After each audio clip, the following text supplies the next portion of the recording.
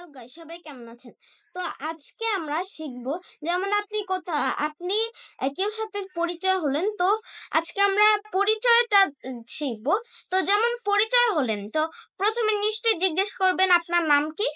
এগুলোই আমরা আজকে ইংলিশে আপনাদেরকে শিখাবো।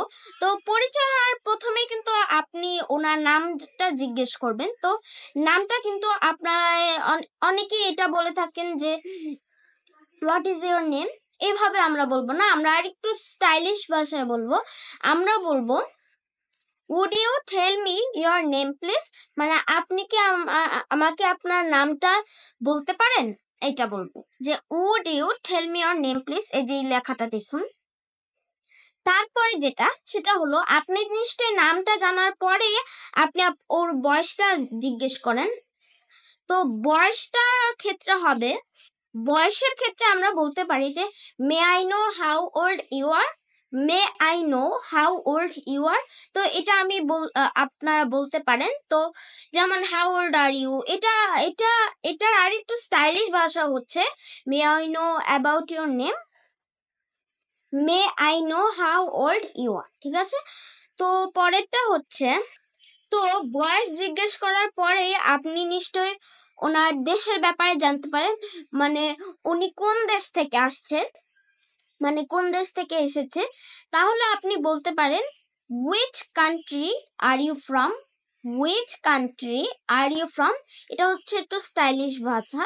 তো আপনারা এটা বলতে পারেন যে which country are you from, কোন দেশ থেকে আসছেন, মানে আপনি কোন দেশের থেকে এসেছেন। তো পরেরটা হলো, তো কোন দেশ থেকে এসেছেন এটা তো আপনার জানা হয়ে গেল।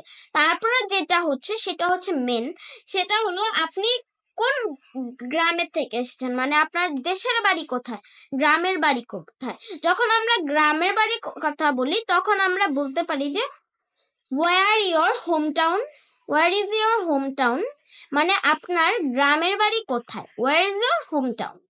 আচ্ছা, তো তারপরে তো সবই জানা হয়ে গেল।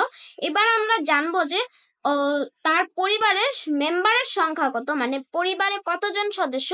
তাহলে আপনি বলতে পারেন হাউ মেনি মেম্বার্স আর, তাহলে আমরা বলতে পারি যে how many members are there in your family all together, মানে আপনার পরিবারে কতজন সদস্য আছে, সেটা এভাবে আমরা স্টাইলিশ ভাষায় বলতে পারি।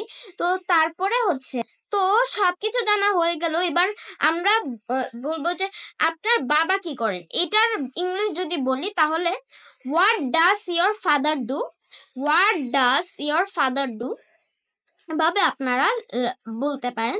তো আর যদি মার কথা আসে তাহলে বলবেন যে what does your mother do, মানে আপনার মা কি করেন। আর যদি বাবার কথা বলেন তাহলে বলতে পারেন what does your father do. ঠিক আছে। তো তারপরে আর যদি আপনি জিজ্ঞেস করেন যে আপনার কয়জন ভাই বোন আছে, তাহলে বলতে পারেন how many brothers and sister are, how many brothers and sister are. তো তারপরে যদি আসি, তাহলে যদি আপনি কাউকে বলেন যে আপনার বর্তমান চাকরি কি, মানে আপনি এখন কি করছেন, তাহলে আমরা বলতে পারি what is your present job, what is your present job. তো এটা আমরা বলতে পারি।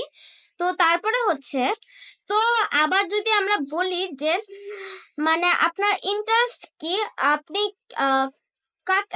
আপনি কি পছন্দ করেন, তাহলে আমরা বলতে পারি যে how may I know about your interest, May I know about your interest, মানে আমি কি জানতে পারি আপনার ইন্টারেস্ট সম্পর্কে। তো তারপরে যদি আপনি বলেন যে আপনার পছন্দের রং কি, মানে আপনার ফেভারিট কালার কোনটা, তাহলে বলতে পারেন what is your favourite colour.